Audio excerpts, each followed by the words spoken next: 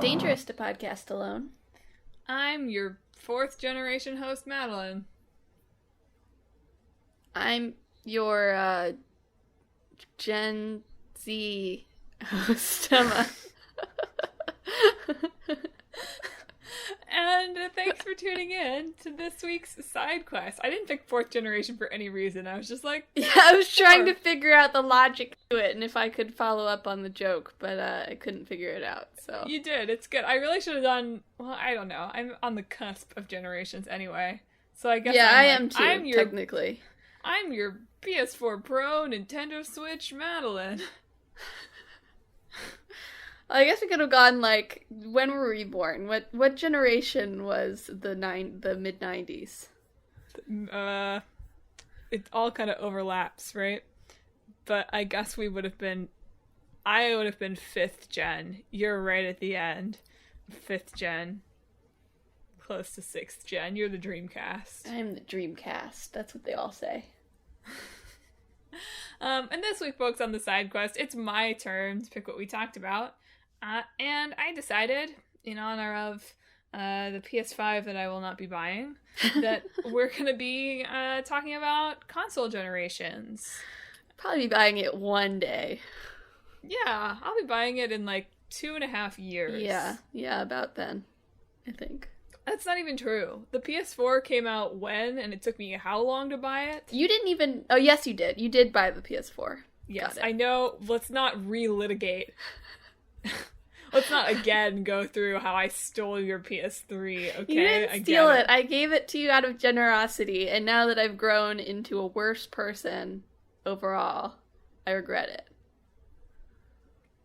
And isn't that what console generation evolution is all about? Now that I'm an adult that's lost my charitable spirit. Dang. Anyway, the PS4 came out in 2013, and I didn't buy it until... I can't remember this. I told 2018. The end of 2018. It took me 5 years. Yeah, it was like 2 years ago. It took me 5 years to buy it. On Black Friday, it is my, PS4 anniversary. Yeah. So, yeah, I'll be buying the PS5 in approximately 2025 on Black Friday sales. Yeah. Probably. Which is fine. They'll still be releasing games for the PS4 then, too. Yeah. I mean, that's the thing, right? They're all, everything's still coming out on this current generation, so... I'll upgrade as I did for the PS4. I'll upgrade when there's a PS5 Kingdom Hearts exclusive. Exactly. That is the motivation for many of the consoles I've bought. Nah, I'll do that or Yakuza 8, whichever one comes out first. I'll upgrade for those. Maybe Final Fantasy VII Part 2. Square Enix has been not sure, they've been probably come out on both for a while, so I wouldn't be surprised if that's cross-gen. I know, Nomura was we don't have anything planned for the next generation. I was like, that feels typical for you. Doesn't it? Let's just cut off the end of that. We don't have anything planned. I mean, technically all the games coming out on PS4 now can be played on PlayStation 5, and are probably less laggy. I like a little lag. I like a little lag in my games. You like a little lag, sure. Gives me time to check my texts. Anyway, so I did a little bit of a deep dive into console generation history, as Emma can attest from my legendarily long notes document. Yes, very meticulous. It's not that meticulous. I just felt like I didn't know that much about the early generations, and I had to make more notes for myself. Because they predate me being alive, and also, as we've discussed copious times on the podcast, video game history is not especially well preserved or well documented.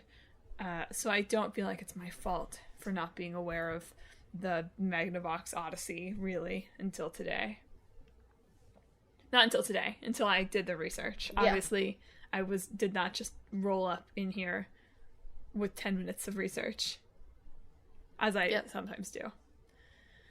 So I wanted to start off a little bit by talking just so you get on the same page with us, listeners, about some of the major innovations of each generation and some of the drama of it, and we can spin off from there into how generations have changed in what they mean and how they're used, and whether, as I sort of feel like, they've evolved from something that seems really significant into something that is, at least right now, a little bit more of just a marketing tool. So lots to talk about. So first of all, console generations, right? In case you don't know what they are, there are these groups of consoles that come out at around the same time and have similar hardware capabilities, at least usually. Yeah, it's similar to the idea of, like, human generations, right? Like, you're grouping a whole bunch of things into, like, general categories of features, right? Yeah, except that I think human generations are particularly bad. And consoles, at least, it's like, you know what? I can point to the fact that all of these consoles are 8-bit. And that is something that they actually share, as opposed to just, well, they all came out around 1983. That sort of thing. That's fair. And so, yeah, like I said, for the first 5 generations or so, maybe 6 generations, you could pretty much break up each console gen by how many bits the consoles used. And this is not a technologically focused podcast, so I sort of understand what a bit is. It has to do with, like, the processing and the word length of processing in binary. Yep. But we're not going to get too much more in depth into, like, the true technology of it than that, I think. Yep. All you need to know is more of them means more stuff. Sort of. Like, beyond a certain point. I was reading something, too, that's like, well, really, you don't really need anything beyond, like, 32-bit. After that point, it really has more to do with other hardware things. Oh, sure. Than the bit. That stopped things from being marketed as 128-bit consoles. Yeah, but I feel like even now, like, you look at, like, retro styles, right? And it really only goes up to, like, 32-bit when you're looking at, like, modern stuff that's replicating the bit eras. That's very true. That was a fun sentence. The bit eras. The era of the bit. The bit epoch. Yes. The Bitazoic era. Exactly. So there's not perfect consensus about when each generation starts and ends, as based on these, like, lovely Wikipedia charts that I pulled from my notes here. And what's especially kind of funny about it is that, like, when the generation ends is pretty hard to put a finger on. Usually it's, there's a decent consensus of, like, okay, yes, like, the Xbox 360 came out, and that's a new generation, right? Or the Dreamcast came out, and that's a new generation, and that's pretty clear. But then figuring out when the generation stops isn't quite as easy. Yeah. Because especially for the, there are now 9 generations, especially for the second half of those, there's a lot of overlap, and we're living in this period right now. We're always living in this period, but we are especially seeing it right now, of the previous generation continues to exist and even continues to have new games well into the lifespan of the following generation. I mean, especially now that Nintendo is, like, just, like, out of step year-wise. Yeah. Yeah, the Nintendo Switch really, what I was reading marked it as an 8th generation console, which I guess is right. But then it's like, well, then they have 2, right? Which was actually not so unusual in the early days, and I guess we'll talk about that. But it's like, does the Wii U even really count? Should we even really acknowledge that the Wii U was released? Should we just collectively banish the memory of the Wii U from our minds? Really an open question. That's what we're going to dive into here on the podcast today. So all this to say, the last PS2 game came out in 2015. So... Wow. It was a Final Fantasy game, too. So it wasn't just, like, a random nobody game. It was a Final Fantasy game. Which Final Fantasy game? Do you know? It was some kind of spin-off. I don't have that open anymore. It was some Final Fantasy game I had never heard of, so that probably tells you all you need to know about, yeah, if you should care about it that much. But yeah, it did come out in 2015. I guess that's not that wild. That's just 2 years after the... No, I guess that's the PlayStation 4 in 2013, actually, isn't it? Correct. Ah, never mind. That is pretty wild. It was Final Fantasy XI Rhapsodies of Vana'diel. Oh, yeah, that game. Yeah. Vana'diel. Classic Final Fantasy. Oh, it looks character? like it's part of Final Fantasy XI Online. It's part of the online game. Ah, I see. Cheap. That makes sense. But still, Pro Evolution Soccer 2014 also came out on PS2. And as we know, Just Dance still releases each year for the Wii. Isn't it not for the latest one? I thought that they had announced that it was, but I could be wrong. Certainly until last year, Just Dance released on the Wii. Yeah. So that generation is still not over. Yeah. Anyway, let's dive in from the beginning, shall we? It's time to take a time travel back to the year 1972. Did you watch the video of the Magnavox being played on BBC? I didn't watch the one you posted, but I did look a little bit at it. Yeah. I watched this video of it being played by this like BBC News anchor who was really clearly doing his best to be very enthusiastic about it. Especially when he crushed the person he was playing in Magnavox Tennis. Anyway, the Magnavox Odyssey is our very first home game console, and it comes out in 1972. It is very simple. Games could be made up at most of 3 square dots, and it was a real innovation when they figured out how to make it 3 dots instead of 2. Oh, yeah. In development. So you could have 3 square dots and a single vertical line. Very exciting stuff. Super exciting. But with all of that, they figured out how to make a bunch of different sports games. So I watched them play tennis, which of course is actually going to be the inspiration for seminal video game Pong. Yeah. Have we talked about Pong on the show? I don't think in a full episode. I think I haven't put it on there because I don't know. The memories of that Tetris mashup are still too fresh 3 years later, huh? Yeah, that's why. I was thinking about that. I was like, man, it'd be really hard to mash up any of these games. You just make a tennis game out of whatever the other game is. Pretty much. You've done it, yeah. But they had a baseball game. They had a football. American football, of course, as the BBC guy said on the video segment I was watching. Of course, yeah. And it couldn't do anything but that. So, like, playing, like, tennis or whatever, you had to keep track of your own score. Playing any of this, it didn't even have a scoring display. It feels like it goes without saying, there was no color. But they would bring, like, you had, like, things you could put over your TV. Yeah, like slide things, yeah. Which I think they should bring that back. Yeah. I mean, go wacky with it, right? Yeah. I'm here for some throwback weirdness. I think it'd be fun to start having, like, video games that also come with, like, physical stuff you actually have to use while you're playing it. Definitely. Why not? Like a real inventory. Yeah. They also had, and he demonstrated this in this video, this, like, horrifying rifle peripheral. It was much more realistic looking than, like, most of the game guns. I mean, like, that's the way that, I mean, that's, like, because of, like, regulations, right? Like, they had to add, I think, like, the orange tip on Nerf guns, for instance, is because of, like, legislation to make them look less like guns, which probably would not have been around at this point in time. That is very right.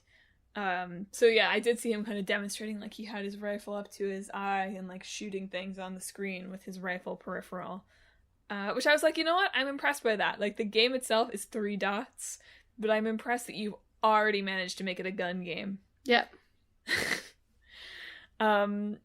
Speaking of which, like, other controllers, like, the controllers don't look like anything or work really anything like the controllers that we use now.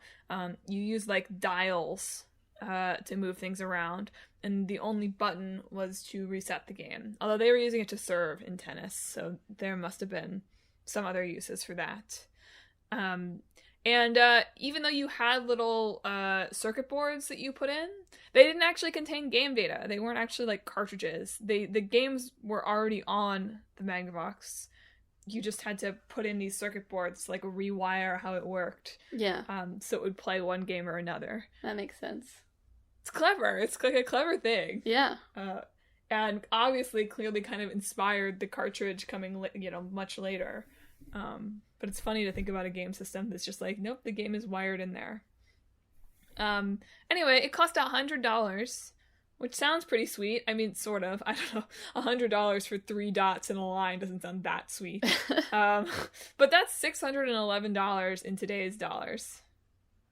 Wow. So these things have always been pricey. Let's just stop and marvel at inflation for a minute. Yeah, I know. Okay, now we can move on. It's been 38 years, people. No, is that right? Yes? No. 48 years? It's been 48 years, people.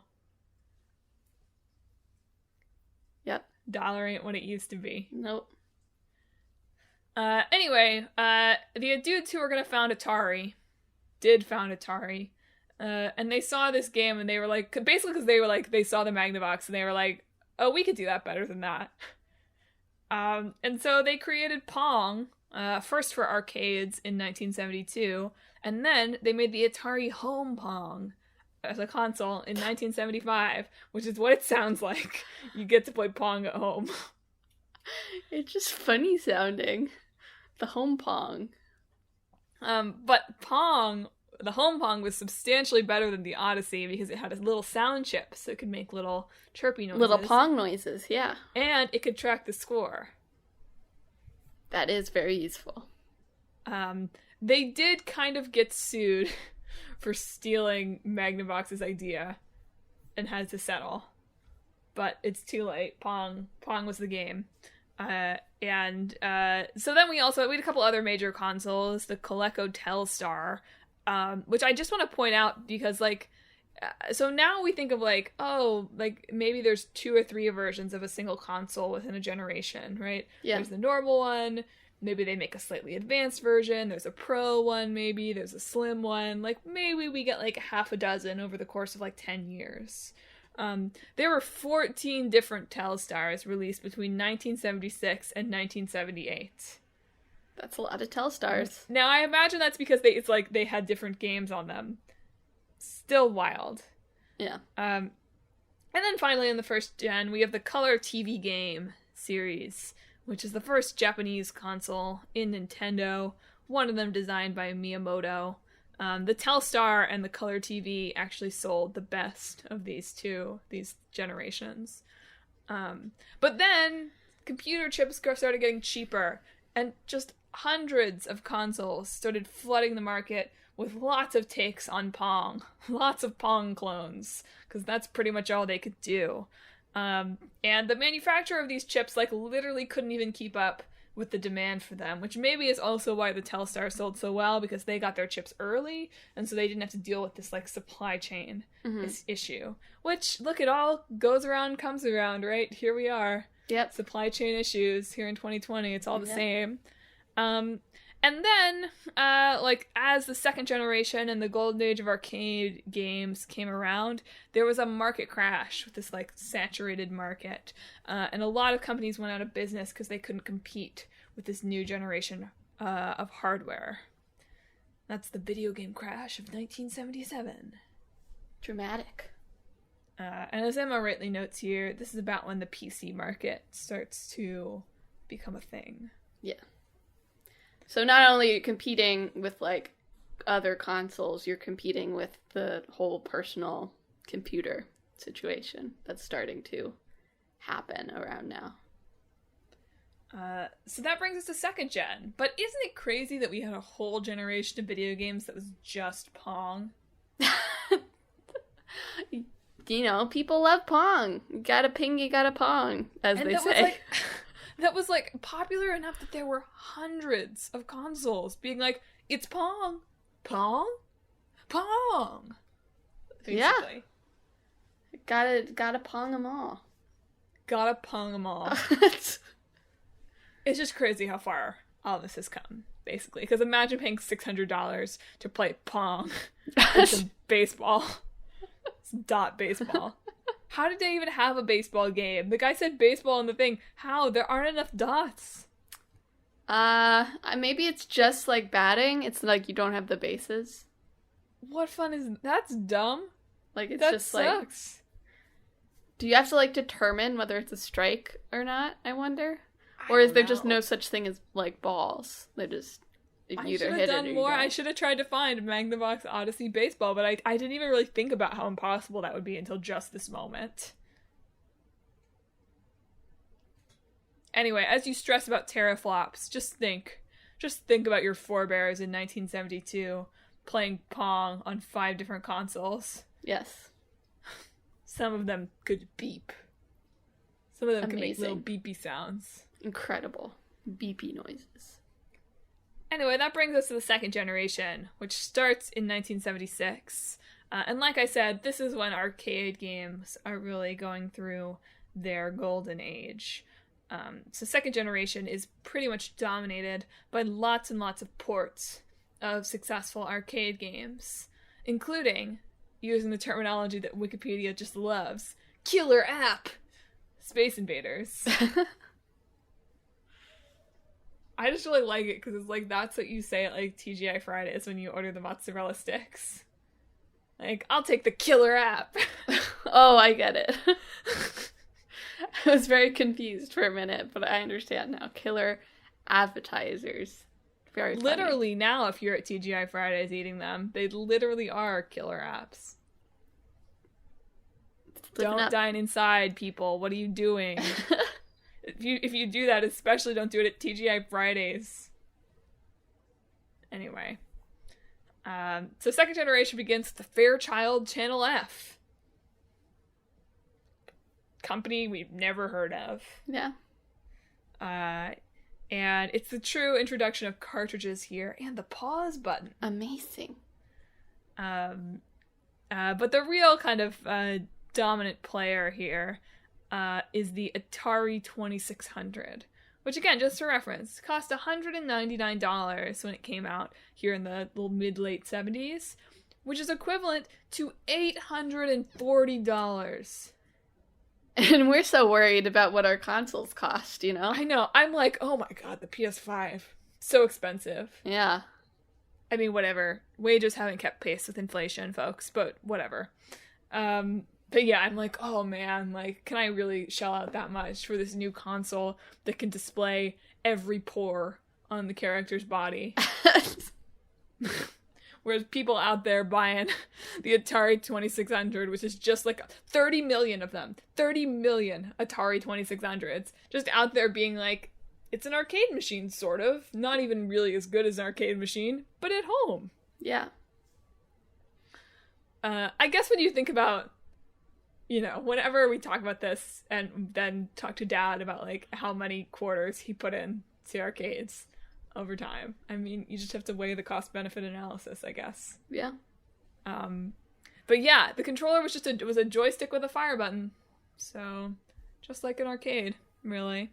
But basically, the 2600 was super dominant because Atari was super dominant at arcades, and so they had access to all of the best games to put on their console. Plus, you'd think just some name recognition would be helpful, too, right? That, too. Notably, right, these are all American companies. Just to put that out there. That's gonna change, but right here, we're having this, like, this is really dominated by American companies, and Japan is sort of, Nintendo, basically, is doing its own thing over in Japan. Yeah. A couple other notable things in this generation. There was a console, the Intellivision, that first allowed for human voices in gameplay. And had a thumb-pad directional controller. And also the first DLC. I don't really understand how they did that, but they did. And also there was a console, the ColecoVision, that had a mode that allowed it to play games to the 2600. That's funny. Just like... Imagine if the Xbox Series X is like, oh, by the way... You can play PlayStation games on this. Just the gall. The gall of it. Anyway, they did get sued for that, by the way. Understandably. They're also the first, so we haven't really talked about handhelds that much. Handheld generations are not as interesting because it's mostly, there's a Nintendo thing, and also there's a bunch of other things that didn't sell nearly as well. Yeah. But there is, before Nintendo got into that market, the Milton Bradley Microvision, which is the first handheld game cartridge system. There were some handhelds in the first gen, but they were like built-in games. Yeah. Like the consoles. Like Tamagotchi.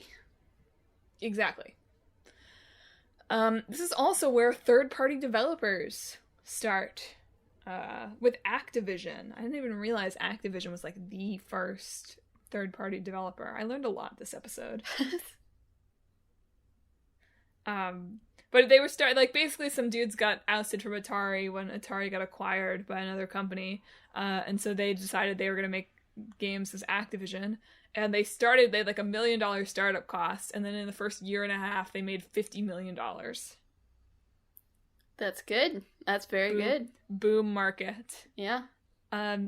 Anyway, listeners, you may have been embarrassed of something that you've done in your life, but you've probably never destroyed an entire generation of consoles, and indeed an entire industry of games, with one legendarily terrible game that you made. Yeah. I did know about this beforehand, actually, this part. Then tell me about it, Emma. Tell me all about E.T. the Extraterrestrial. I mean, I knew about it, but you're the one who actually did the research on the events. But, yeah, the Atari made an E.T. game. They made way too many of them, basically. And it was really, really bad, and nobody bought a grand majority of them. You mentioned it actually sold pretty well, but they were very confident, apparently. No, it sold like over 1 million copies, but they made, according to some rumors, which I couldn't substantiate, but the rumor was, and it's bad if this is the rumor, right, that they made more copies of this game than there were Atari consoles. Yeah. It's just like somebody misentered that into the spreadsheet, right? You'd hope so. But yeah, just a disaster from start to finish. This E.T. game came on the heels of a Pac-Man game from Atari that was also really bad, apparently. So it was just kind of double whammy. But this game was made in only 5 weeks. They wanted to get it out for the holiday season, so it was developed in 5 weeks. Yeah, I mean, short development times is not super uncommon, especially for older things, of like people wanting to get them out at certain times and then demanding that they get them out. But 5 weeks is pretty short, even for that standard. Yeah. I love this quote from Steven Spielberg about the game. So Atari and the designer, whose last name is Warshaw, present the game design to Spielberg. And he's not enthusiastic. And he says, "Couldn't you do something more like Pac-Man?" Yeah. And you know what? Maybe he was right. He probably was right. Just reskin Pac-Man with E.T. Yeah, with like Reese's Pieces. Yeah. For him to eat. Yeah. Missed opportunity. And someone's chasing him in that movie, right? Men in Black or something. Yeah, put him on a bike. Be great. Yeah. Anyway, they skipped audience testing too, which was probably a bad idea. Yeah. In hindsight. And yeah, it was a disaster. Basically, because there were so many copies of this game, the game stores wanted to return them, but they couldn't, right? And this was happening, there were so many third-party developers, so many, it was probably 100, right? So many third-party developers putting out games of varying quality, that the stores couldn't keep up with it all. And so this is where the discount bin begins. Mm-hmm. But however, as opposed to now, where the discount bin is whatever, it's GameStop's whole model, those discounted games, people didn't know which ones were good and which ones were bad, right? They couldn't identify the Activision from the Schmactivision. Right. And so people would just buy these cheapo discounted games that were terrible, because they didn't know better. And so with that and this, gigantic E.T. disaster, these stores basically lost all confidence in consoles, and we have our second big video game crash that basically destroyed the American console gaming industry. Yep. Forever. Well, not forever. Forever. Like, until, like, Xbox. Was it? No, Sega's from America. Oh, no, they're not. Or I don't think that they are. a lot of Sega's presence was in America. You're right. Sega definitely targeted the Western market. But they are headquartered in Tokyo. Okay. Tells Wikipedia. But yes, they certainly have a strong Western component. Yeah. But in terms of companies that are truly American companies. Yes, they feel more American than Nintendo. How about that? Why? Because of their hip, cool mascot, Sonic the Hedgehog? Yeah. He was hip and cool. I mean, compared to Mario? Look, we're not there. This is Gen 4. We're only on 2nd gen. Okay. Well, we're on 3rd gen now. We finished 2nd gen. We're teasing the Sonic reveal. Stick around for Sonic the Hedgehog, everybody. So now it's 1983. It's the 3rd generation. And nobody wants to sell consoles. Yeah. Because they've been disastrous. Because of E.T. And so because of that, so Nintendo has released the Famicom in Japan, but they don't want to call it anything that has anything to do with console or like computer or anything in the West. And in fact, they even redesigned the system to make it look less like a game console for the West. And so they retitle it the Nintendo Entertainment System. And basically the Famicom did so well in Japan. And they were originally going to partner with Atari to bring it to the West, and then they like played E.T. and they were like, never mind, forget that, we're going to do it ourselves.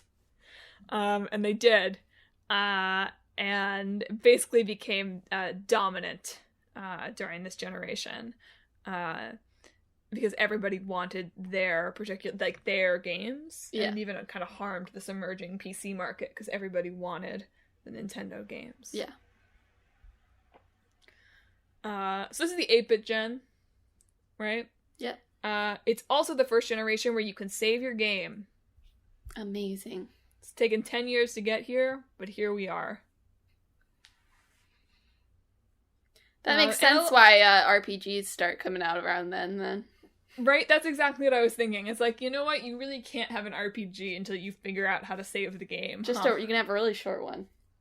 Yeah. Really short. A casual half hour of role-playing. Yes.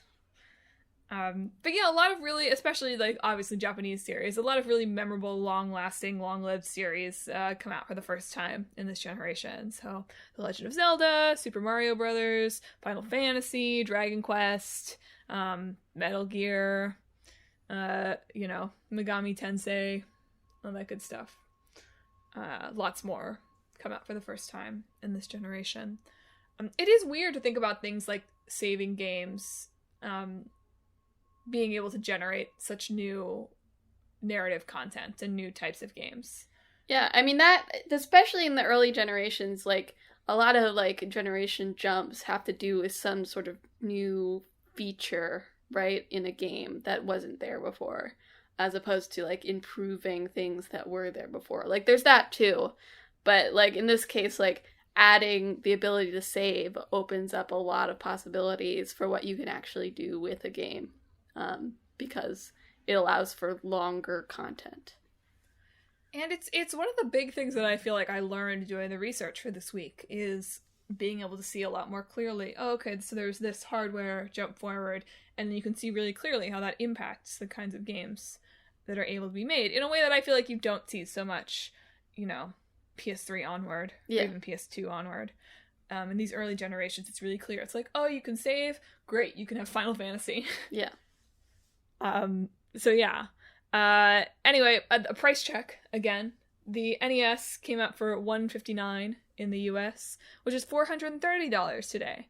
So we're now in that Much more reasonable range. Console sweet spot. Yeah. And it was so dominant that by 1990, 30% of households had an NES, compared to 23% that had a personal computer. It's a lot. Lot of consoles. Yeah. Not maybe more, not very many computers. Yeah. But still. I think nowadays it's like 3/4 of households have some sort of console. That's kind of wild to think about. Yeah. I assume the number is greater for computers. Well, you would hope so. Yeah. I mean, some people don't have computers, but they probably also don't have consoles. I don't really know the stats on that part. I have to do some research. Yeah. This is also peak Nintendo is a bully phase. Yeah. Where they had a lot of these like very punishing exclusive licensing agreements with developers, where the games were timed exclusives, basically. No. Where they had to be on the NES for 2 years before being on anything else. And they, like, to play on the NES, you had to have this, like, specific chip from Nintendo, right? So you couldn't just, like, make games for it. Yeah. Peak, like, controlling Nintendo moment. Yeah. Nintendo has, as much as people like Nintendo has always been a bit of a bully. So... They ease up in this particular area of bullying a couple generations onward, but yeah, particularly in the bullying developers phase, very strong here. There's not much to talk about other than the NES. The Sega Master System comes out, which has, like, it's better hardware, it's able to do some, like, fake 3D, but market share for the NES was still somewhere between 80 and 90% throughout the generation in North America. So they did not really get a foothold. And then we have Atari trying to make a console. It is backwards compatible, which is kind of cool. Yeah. But nobody buys it. Yeah. You could play E.T. on it. Probably. Good. But nobody buys it. You can play 4 copies of E.T. on it. Please buy them. E.T. was a part of that. If you listen to our game preservation podcast, E.T. was a part of the buried treasure. Yeah. That was discovered in the New Mexico desert. Yeah. Lots of E.T. Which brings us to 4th gen. We finally don't have a video game crash to lead into our next generation. We're just able to go into the 16-bit era without having to tank the whole freaking industry to do it. It starts with a TurboGrafx 16. But it's really dominated by the SNES/Super Famicom in Japan and the Sega Genesis/Mega Drive in Japan. Yeah. They have different names in different regions. That's just how it goes, You gotta market it for the Western audience with cool names like SNES. And with cool characters like Sonic the Hedgehog. Yeah. Sonic the Hedgehog, a cool personality to appeal to Western youth. Yeah. He did for a while. I know he did. It's just so funny now when you think about that disaster of a Sonic movie. It's like Sonic Hedgehog, the hip and edgy, mature mascot. Well, they have Shadow for that now. You're right. Man, I should put the Shadow the Hedgehog game on our list. That'd be a fun one. He's got a gun. There. He's got a gun. Anyway, this is like the big time where Sega and Nintendo are like being mean to each other in public. Oh yeah. I think this is like where a lot of like console war type energy comes from, is this generation. So Twitter gamers, you're welcome. Yeah.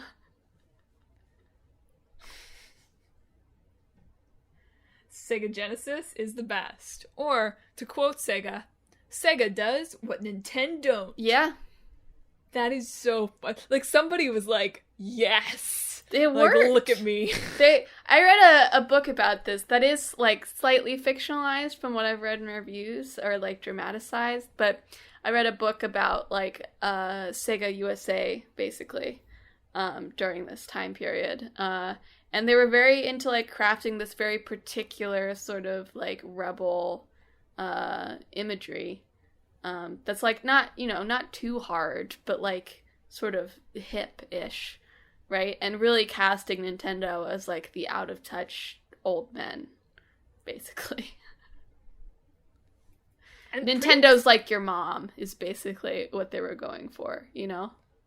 And they did it pretty successfully. I mean, the big, perhaps the most famous example of this is with Mortal Kombat. Yes. Right?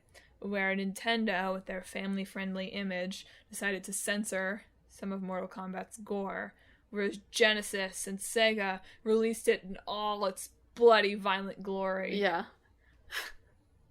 So violent and bloody, you know, these little pixelated red splashes. Look, really traumatizing. It was violent enough to lead to this, like, first real violent video game panic. Yeah. I mean, it's what led to the ESRB, because it was litigated and talked about in Congress. Yep. Thanks, Sonic. He's not in Mortal Kombat. He's the mascot. He's got to take responsibility. Okay, sure. Look, he does. I don't, like, what do you ask? You know, he does. Anyway, we've got multi-button controllers this gen. Hey, with even more buttons. There were multi-button controllers before, but now there's, like, 8 buttons as opposed to 3. 8 whole buttons. You know, unsurprisingly, better graphics, better music. It's still mostly cartridges, although we start to see, like, CD-driven peripherals for the first time, which is where that prototype PlayStation working with Nintendo comes from, and then doesn't actually happen. Yeah. And in the handheld space, we've got the Game Boy and the Sega Game Gear. Kind of interestingly, I didn't realize this, the Game Boy was kind of worse technically. Like, it had better battery life than most of the other handhelds, but just, like, the graphics were not as good, it couldn't do color, yada yada. But it had killer app! Pokemon! Yeah. So it sold 12 times as many as the Game Gear, and it pretty much cemented the Game Boy's dominance forever. I mean, if there's one thing from modern console generations we can learn is that sometimes your content matters more than your graphical ability. Yeah. And certainly Nintendo has taken that to heart, I think. Absolutely. So yeah, I mean, this is the period where, to be honest, like, Sega and Nintendo are closest to being on par. The SNES does still sell better, but it was much closer. Nintendo originally didn't even, like, want to make a new system, but they eventually realized they had to compete graphically. Mm-hmm. And this is the first time that we see real overlap in terms of player base, moving from 4th to 5th generation. Which now I think of as just, like, it's just a hallmark of these generation changes, right? There's more and more and more overlap and more kind of slow adoption of the new console. But that didn't really happen until this transition from 4th to 5th. And indeed, it kind of really hampered the start of the 5th generation, which is where we see the Sega Saturn, the PlayStation, and the N64, because people were happy with their 4th generation consoles. Yeah. There was, like, market study that, like, kids actually didn't care if it was 4th or 5th. So parents were like, great, we're going to buy the cheaper one. And it took a few years for this new generation to get off the ground, starting in 1993, because everyone was like, nah, like, I like what I have. But now we have CDs. Yes. The PlayStation, and was the Saturn disc? I think that the Saturn... No, it was disc. It was Nintendo that stuck with cartridges. But both those and the PlayStation moved to CDs because there's more things you can do with that.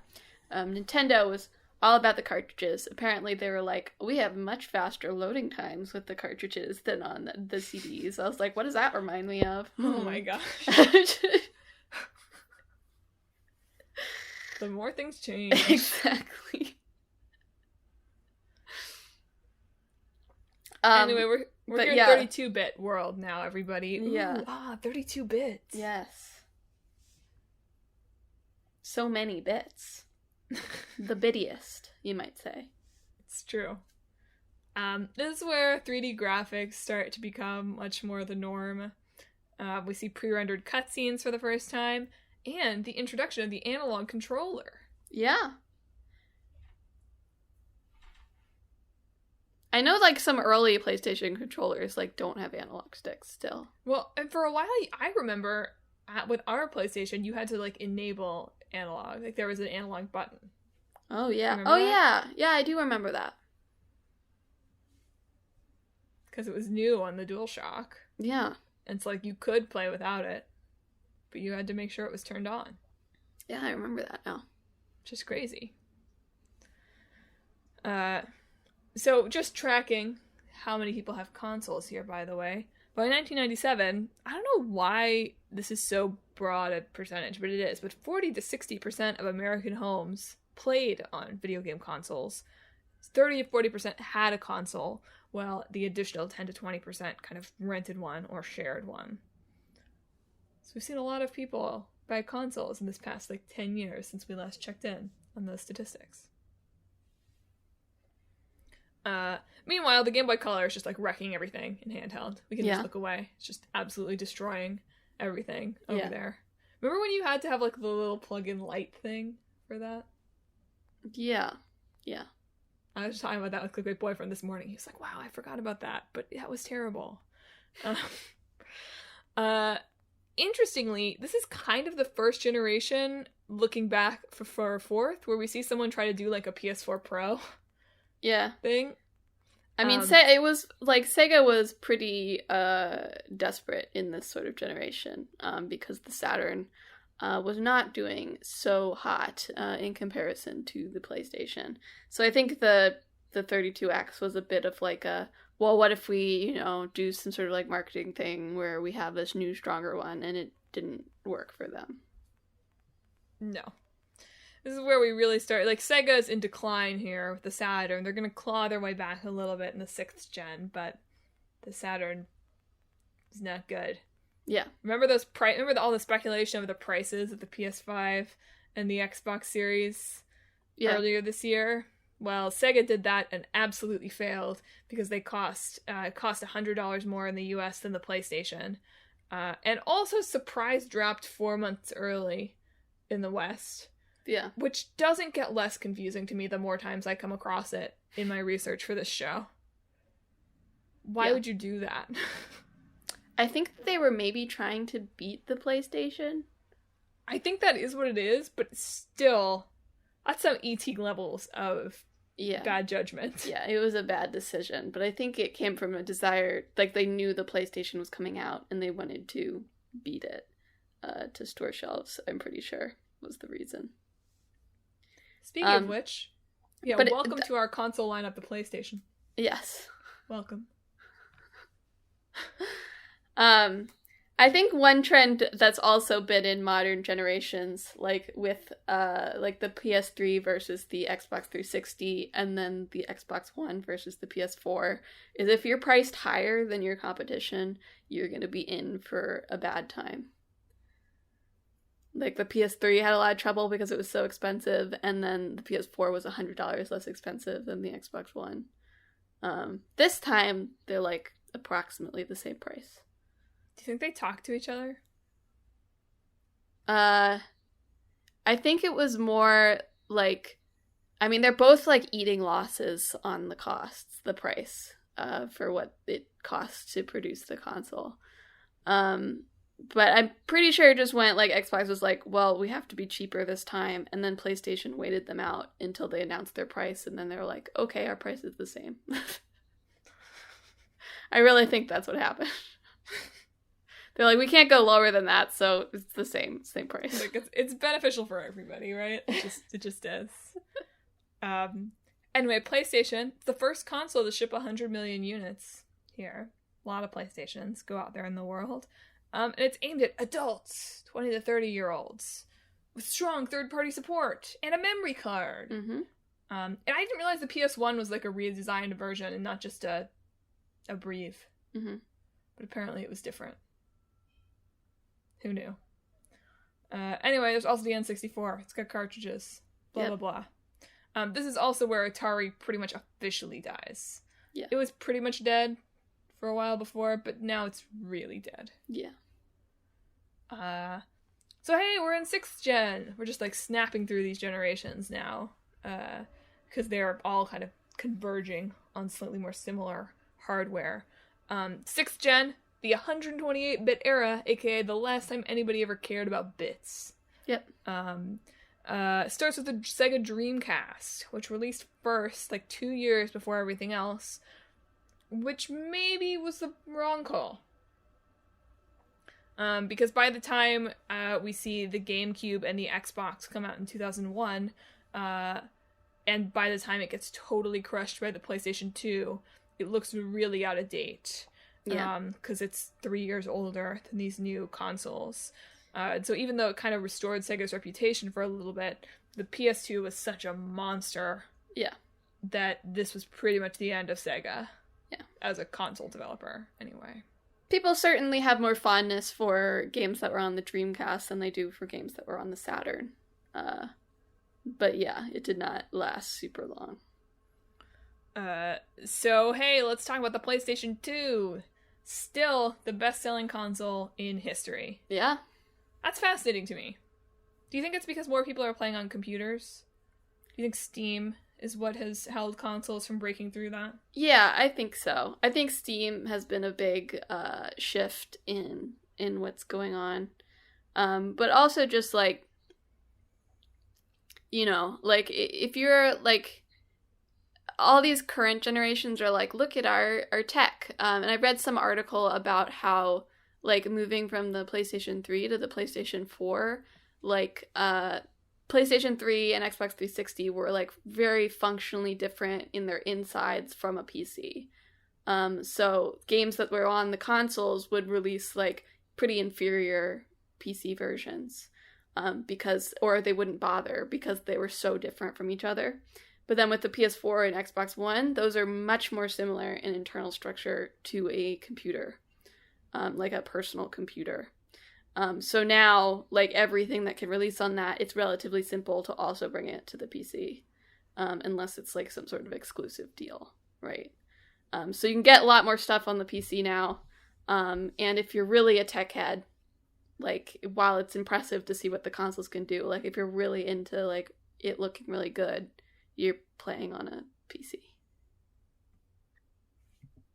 You said it. So that means PlayStation 2 is going to be the king forever. Probably. I mean, I'm kind of surprised the Switch hasn't outsold it, though.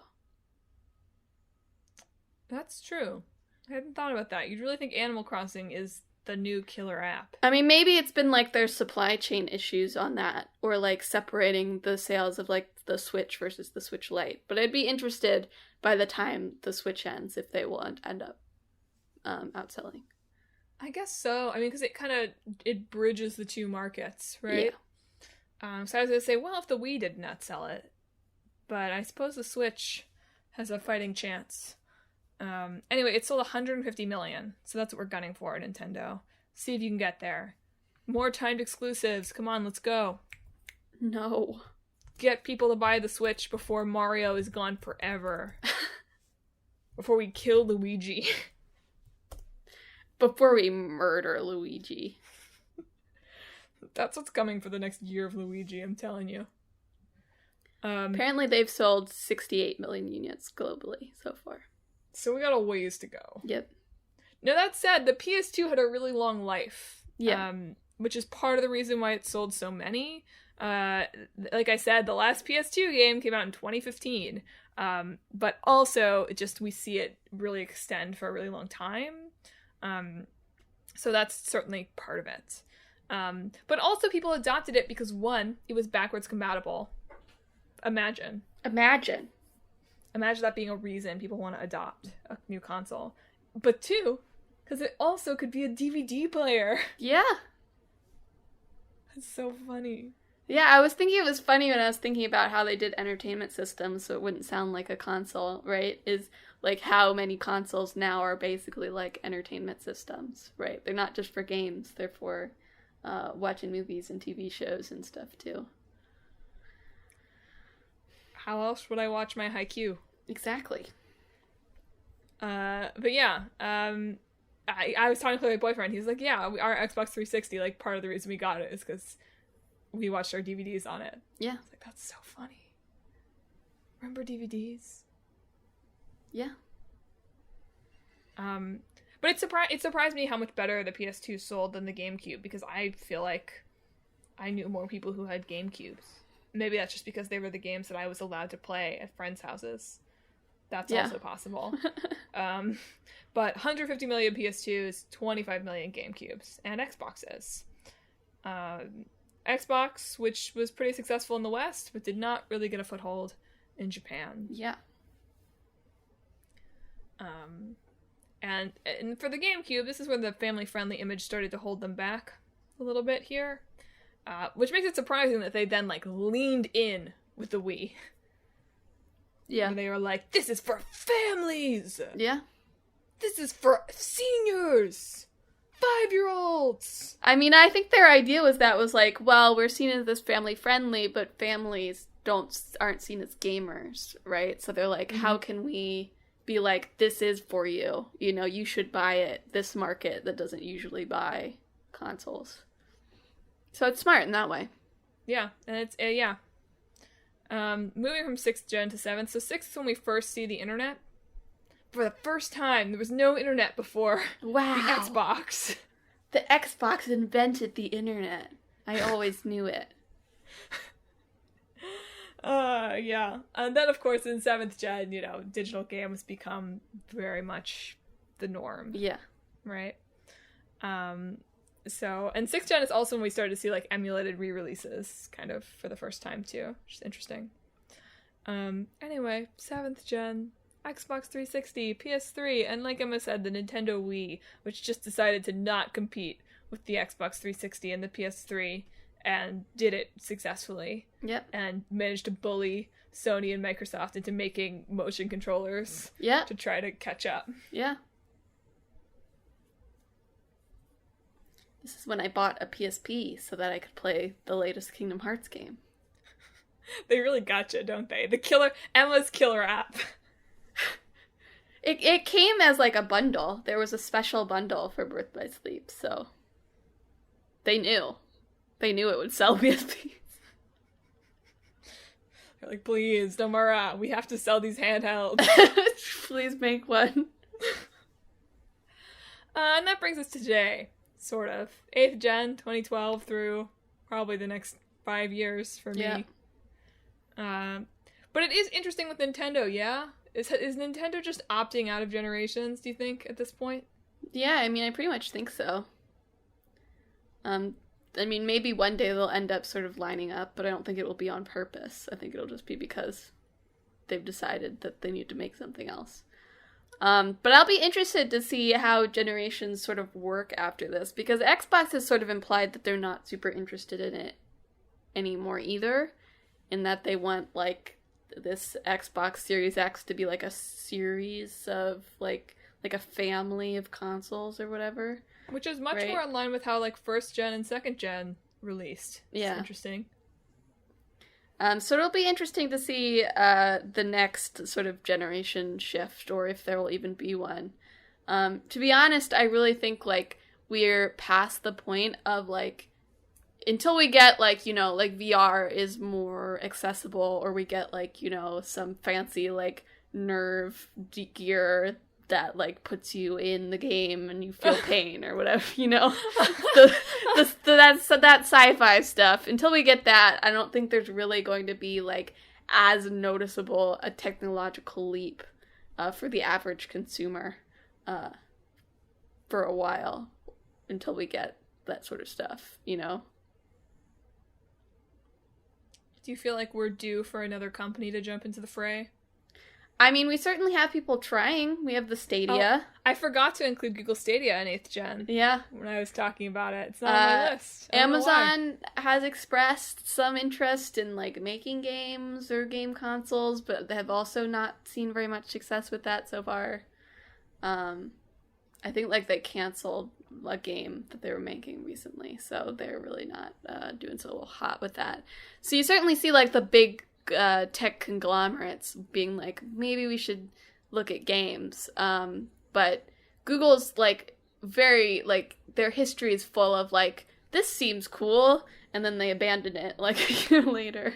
You know, like, you remember Google Glasses? Yeah. Yeah, like that. That's how I feel about the Stadia a bit. So maybe, but I think it would be hard for like a brand new spanking company to really get up there at this point, you know? You'd think that, but Xbox comes out of nowhere, PlayStation comes out of nowhere. I realize that's a long time ago now. I think with VR, I think when, like, you're right, I think when VR comes in, there's a possibility that Google or Amazon or Apple, I guess, if they really want to stick it to Fortnite, jumps in to the game. Yeah. But yeah, I really think, like, VR is the next, like, technological step, which is less tied to consoles than some of the other technological steps have been. Yeah, it does feel like now, just in this past, you know, if we're in 9th gen now, maybe just since 7th gen or so, it does really feel like this is all much more of a marketing tool, these generations, as opposed to true technological leaps forward that are going to be noticeable for the average consumer. Because it is a little hard to parse, you know, how much of this is truly that the console is able to do more, and how much of it is that developers have just gotten better at doing what they do, and they have better tools for doing what they do, and so even if they were developing for the PS3, like, things would look better than they did. Although I did Google, like, I was Googling, like, biggest console leaps, because I wanted Google to give me an easy answer. And all the top results were noted piece of crap, Randy Pitchford, talking about how this generation leap is, like, the biggest since 2D to 3D. And that made me more confident in thinking that it's not, because... It's just... who has the TV that is going to see that? Yeah, that is also the thing, is that a lot of, like, the graphical stuff... Like, I've read some articles about how, like, if you put 60 FPS next to 30 FPS, you can notice it, right, in going back and forth. And, like, sure, but if you're not looking at them side by side, is 30 FPS really bothering you? And all these, like, fancy high-definition stuff, like HDR and all that sort of thing, you have to have a TV that supports that. And, like, my TV sort of does. But, like... If you really want to be seeing, like, all the graphical improvements, you have to have, like, a $700 TV, basically, on top of purchasing the console. So in that way, a lot of the improvements seem a little like, who are these for, you know? Yeah. Like, again, like I said, a lot of the really big tech heads are on PC gaming. PCs anyway. Yeah. So who are these for, is the question, I guess. Well, they're for being able to market that they're new and they look better. And they will look better because, you know, not just because of the ray tracing and stuff. They'll look better just because people get better at making games with every passing year in some ways. In graphic ways, anyway. I actually think the biggest change that I've seen from people talking about the PS5 so far is they have, like, this new system of, like, you can, like, access activities, like, your side quests, like, from the console, and, like, jump immediately to them within the game, which I think that'll be interesting to see if developers are using that in open world design, although I can't think it would have a positive effect. Yeah. It's like, I definitely need my side quests a little more marked than some people perhaps prefer. I do like to be able to see that I am moving towards one. That is one thing that I need in my open world or quasi-open world games that I know is a little bit blasphemous for some folks. But yeah, that kind of leap. It's an interesting capability. Yeah. And I would be interested to see people try to use it in ways that are not the way it's designed for. Yeah. That's my hot take. Very hot. Very take. Do you think Nintendo is ever going to make another Game Boy? I mean, they're done with the 3DS. They're that meme of, like, the toy. I don't want to play with you anymore. So they've discontinued that. The store is still up for that, but who knows for how long, really. And they don't seem... I mean, the Switch is, like, in between, like, the TV and the handheld, right? So unless they made another console that was specifically for the TV, I don't see any particular reason why they would feel like they needed to make another handheld device. And nowadays, handheld devices are competing with phones also, so...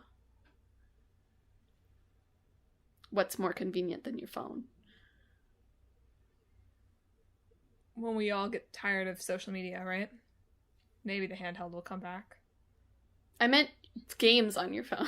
I know, but when we all are like, I'm done with Facebook really for real, and I'm done with Instagram for real, and I'm done with Twitter for real. I'm not gonna play with you anymore. Sorry, I love that meme. It's that, but with, like, the alt-right. Yeah. When we're all done with that, I don't know, I could see, like, the backlash to phones. There's never gonna be a backlash to phones, but if there was a real backlash to phones, maybe we'd all go back to our Game Boy Colors. Yeah. Yeah, maybe. Not that Nintendo cares to keep its old games playable, but we've already talked about that. Look, like, at least they're releasing them. I don't know. I don't like this timed release schedule, but, like, at least they're releasing them. I guess so. The thing about the Fire Emblem one is apparently it's just available on, like, Nintendo Online in Japan, with no time limit on it. So, yeah. Like, they released, like, those things of, like, different, like, NES and SNES games. Yeah. And apparently in Japan they just have that and it's just there. So. They're just like, forget the West. I think they're just like, Westerners are stupid. We can get away with this. Let's juice this fiscal year for all it's worth. Yeah.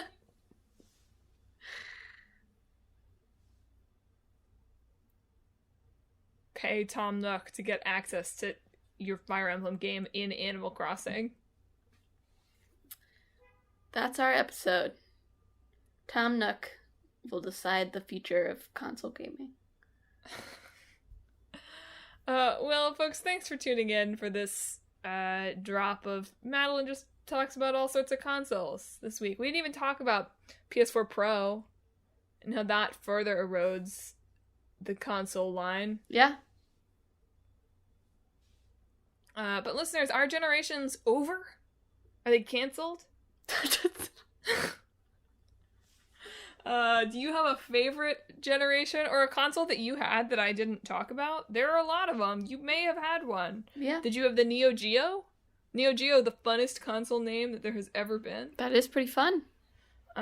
If you have fond memories of various consoles, or you want to defend your favorite that I slandered by accident in this episode, you should follow us on social media, unless you're doing the phone backlash thing that I just talked about, and only on your Game Boy Color, in which case you should get the Game Boy printer and send me a note by hand. But if you're still on social media, you can find us on Facebook, Twitter, Instagram, and YouTube at Talk This Podcast. Where you can, read our thoughts and keep up with all our posts. And isn't that fun in our always online age? And it'll keep you up to date on the goings-on on our website, www.talkthispodcast.com, where you can read all about the show, see the games that are in the hat that we pull from for our main episodes, and check out the blog, where you can read long-running series, Clickbait Boyfriend, where my boyfriend plays the Kingdom Hearts games, released on all the consoles, but he played them all on PS4. No, that's not right. He played some on PS3. He played most of them on PS3. Oh, yeah, actually. He did. So he got blocky faces. Long loading times. Yeah. Inferior polygons. This is what I know about graphics. Bits. And also split screen, where we're watching Coffee Prince and My Hero Academia. Plus various other blog content. Who knows? Maybe we'll get some end of the year content going. Maybe. Who knows? I'm going to try to. Good for you. I mean, I'll get half a blog written by the 31st. Good. Next time we're talking about Dark Cloud and Ghost Runner, I believe. So if you don't want to miss that, you should subscribe to the show. We're on Apple Podcasts, Google Podcasts, Stitcher, TuneIn, Spotify, Pandora Podcasts, online and on the app, Overcast, Pocket Casts, anywhere you can find podcasts. You can find Talk This. Always on Sundays at noon. Do you want to sign us off this week? You took the good Gen Z joke already. Sorry. All right, listeners. This week,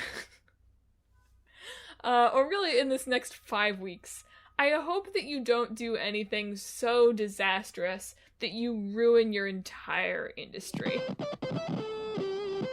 And Nintendo takes everything that you worked for.